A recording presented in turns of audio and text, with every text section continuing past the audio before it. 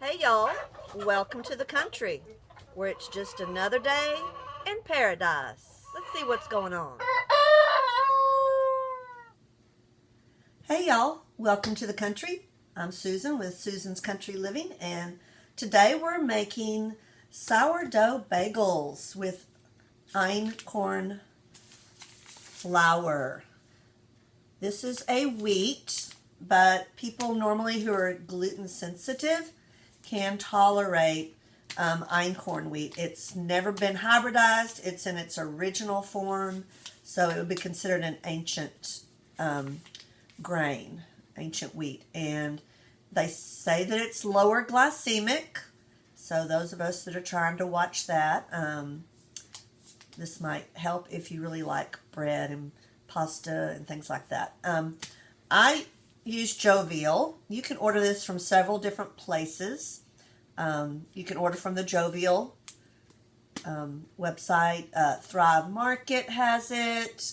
Azure Standard has it. Usually they'll offer you specials on first orders, or they'll run discounts. This is a 2-pound bag, and this will usually run you around $6. So it's about $3 a pound. It is more expensive, but the nutrition, there's 4 grams of protein in 1/4 cup, and I like the flavor. It's not as strong as whole wheat. I use the all-purpose einkorn flour. There is a whole wheat one. I haven't tried that one yet, so I'm kind of new to this einkorn flour. So what I did is I made a sourdough starter back in the summer. I keep mine in the refrigerator because I don't use it all the time like some people do. I use it for waffles because it takes a lot of it. I use up a lot of it when I make waffles, so that's good because you have to feed it about once a week so that the organisms can continue to grow, those organisms that give you the leavening. So for sourdough bagels, I've made this once before and it was really easy and they were delicious. So I'm going to make them today. And what I did last night, I made my leaven. And this is 2 tablespoons of my sourdough starter. And my sourdough starter is made with einkorn. You can also make these bagels with regular flour.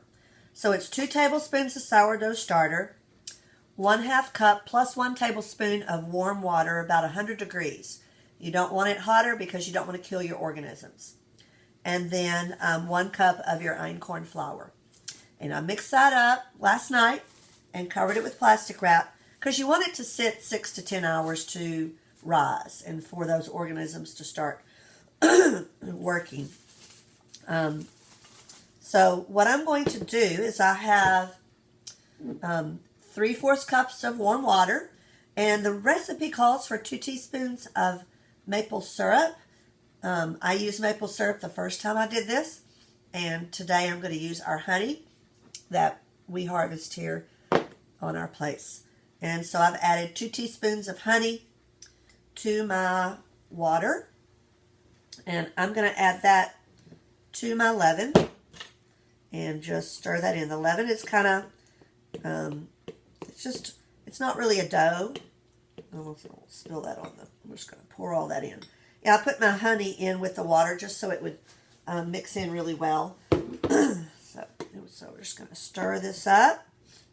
And in my bowl, I have 4.5 cups of einkorn flour and 2 teaspoons of a fine sea salt. You could just use any salt. Later in the recipe, I'm going to need olive oil and baking soda for the boiling water, and the olive oil for the baking sheets. So it says here to just pour your wet ingredients into your dry ingredients. So we're going to do that. You know, for back when they had the big run on yeast, back when COVID started and everyone was going to make their own bread and people couldn't find yeast in the store. Well, if you had sourdough starter, you don't need that. So sometimes it's kind of good to keep things. I'm not a super big prepper, but there are certain things that I do prepare for for food security, like canning our own vegetables and a lot of freezing.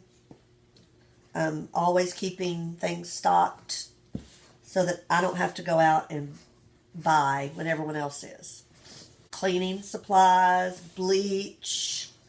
We have, gasoline in our tanks, in our gas cans, in case we need it for a generator or just to put gas in our cars if there's power issues where we can't get gasoline at the store. And we just mix this up. And what I like to do is get my hands in it, because I will be needing this here. So I'm just going to start squishing this together. Oops. So I'm going to put some water in this cup to just kind of wet your hands. And I'm just going to start kneading this together, but I'm going to save my bowl because I'm going to let it rise in that bowl covered with plastic wrap. So just kneading it. But it takes some practice, learning some technique to work with this dough. And the last time I worked with it, it was more humid. So, all right, so it's smooth now. You can see that it's smooth there. My light's not so great in here, and I don't have one of those fancy round lights. I may get one day. There's some of the dough that didn't, or some of the flour that didn't incorporate. Get that stuff off. And I'm going to let it rise for about 2 to 3 hours. It will maybe increase by 1/3 is what it will. Then I'll punch it down, and then it'll be time to shape the bagels and make them. So we'll be back when this has risen and is ready. Our 3 hours is over with, and I've taken my dough out, and I'm just going to knead it here counter.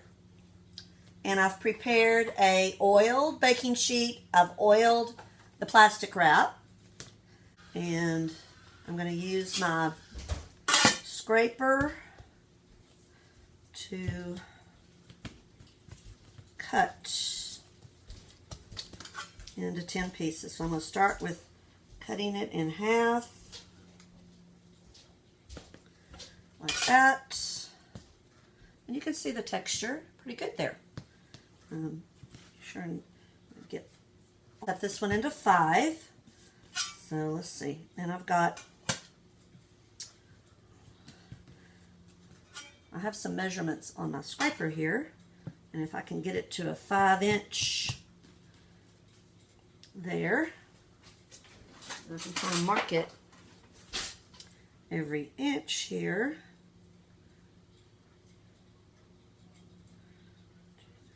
That makes 5 pieces, and I will just cut like that.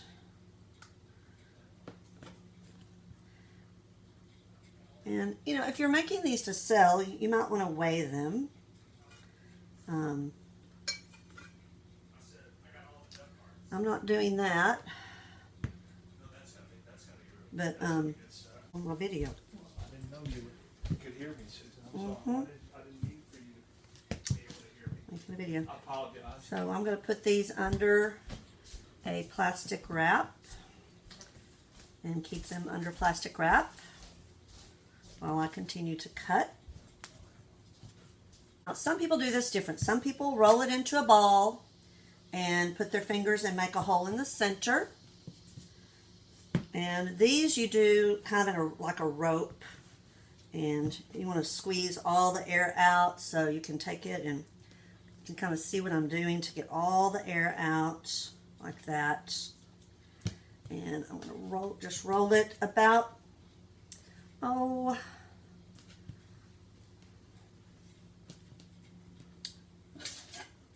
about 6 inches. That's about 6 inches. It just depends. I'm going to roll mine a little bigger, a little bit longer. You want to leave it thicker in the little thick section where it's thicker in the middle, so when you loop it over like that and you press it, you have that consistency all the way. But you want your rope to be really smooth there. And if you get it too long, like I did, just fold it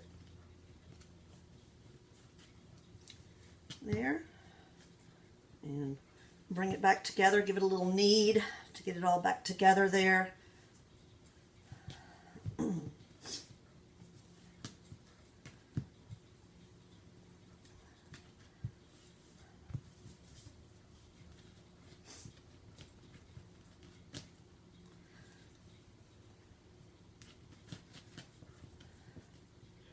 And that's going to be about the size that I'm going to make there. And you just press those together there, and you put it on the oiled sheet, covered with oiled paper, because the plastic wrap, the plastic wrap will stick as they rise. So I'm going to go ahead and finish getting these all made up, and then we'll start the second rise.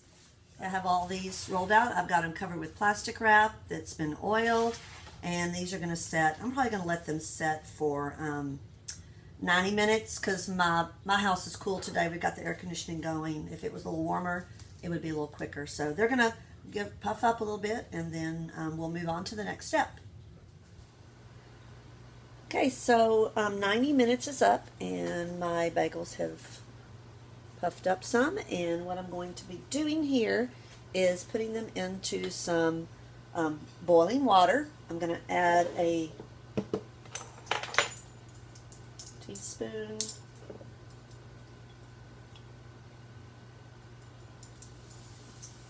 probably about a teaspoon and a half, because I'm using a little more water than what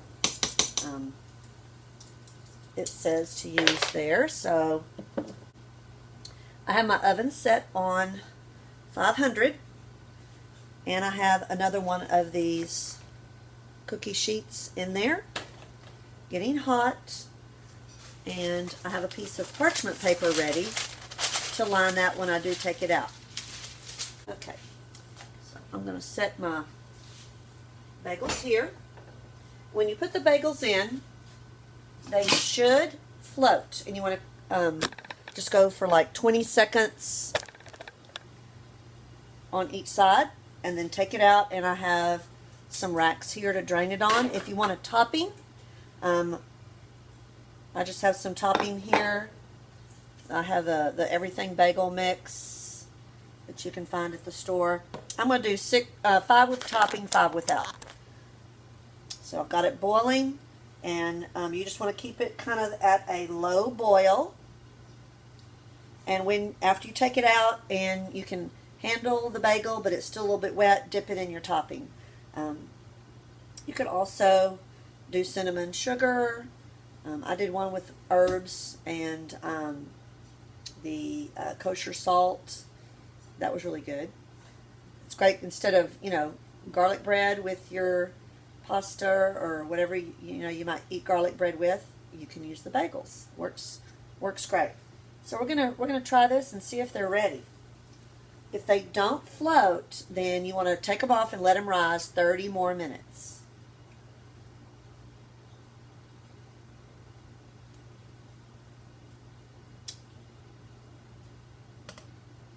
Okay, it's not floating. I'm going to take that one off. I'm going to let it drain right there. Let's see if this little one's ready.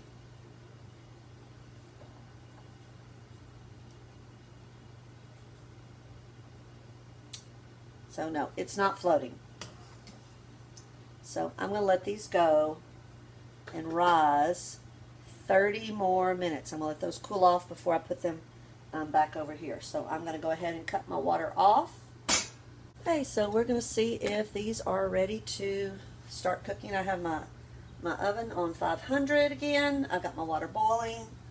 It's already got the baking soda in there. So we're going to drop these in and see if they'll float.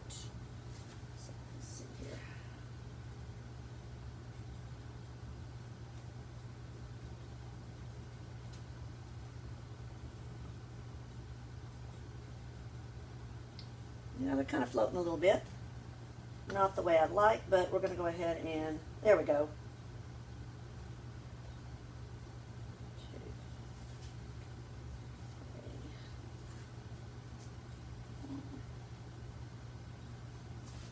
Okay, so if you look in here, they are a-floating. So cook them about 20 seconds on one side, and I just kind of watch the time and flip them over.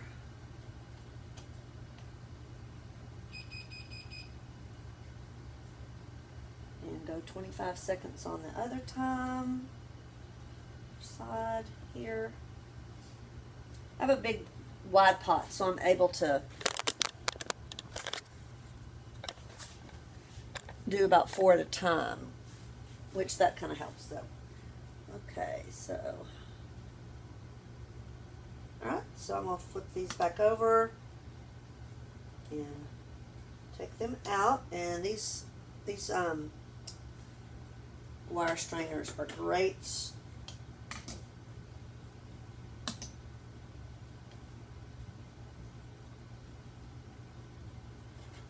Just putting them over here on a wire rack.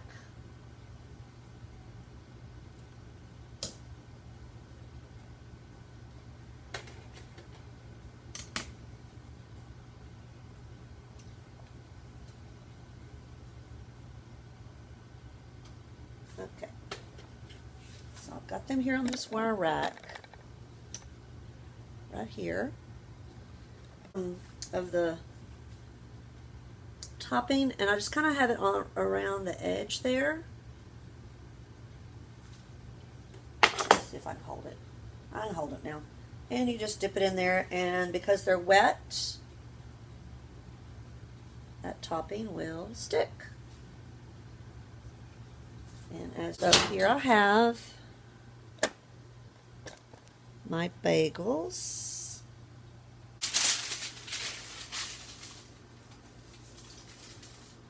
Okay. Come over here, and they should kind of sizzle, hear a sizzle when I put them on.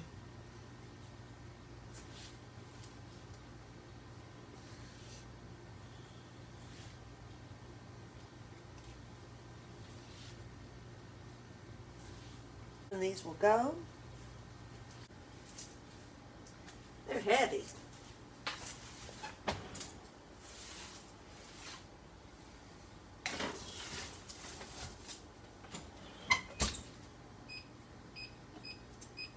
And I set my timer for 13 minutes, and they'll be coming out, and we'll let them cool a little bit, and then give one a try. Break it open. Okay, so there they are. I'll take those out.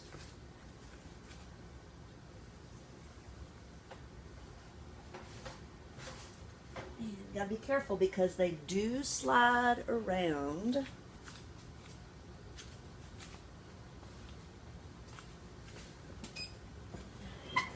On that parchment paper. Unless you have a cookie sheet that has sides on it. I don't. I'm using the air baked pan. So I'm going to remove these two. Just some racks here. Yeah. And which I don't like that flavor of burned garlic, so I may be brushing some of those off. So we're just going to let these cool. Here they are. Our beautiful homemade Einkorn sourdough bagels. So we'll be back in a little bit. Okay. They're still warm, but they're not too hot to where you can't touch them. And this is just one of the plain ones. This is one of the small ones. You can see how it did crack open a little bit right there. You can see the bottom there. And let's go ahead and break this open. Maybe you can hear the crunch. Yeah, it's that crunchy outside. That's from putting it in the water, boiling the water, and then you can see the texture on the inside here. It's just like, you know, a regular bagel. And what I like to do is I have these little dishes, and I put a little herb mixture. This is Sicilian herb. It's in the bulk section at our H-E-B. And I have this Texas olive oil from the Texas Hill Country Olive Company. We visited there. This is a Robusto. And I like to dip my warm bagel.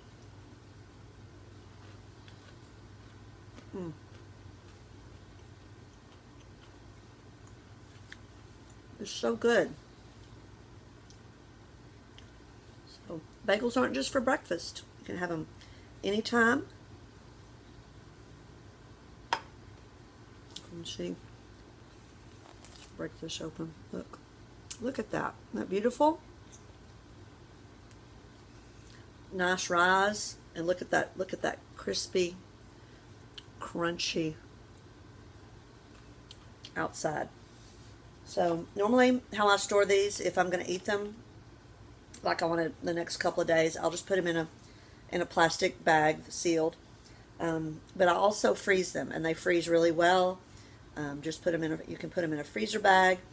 I use my little shrink wrap, but I just don't let it. I mean my food saver, where it sucks the air, but I just don't let it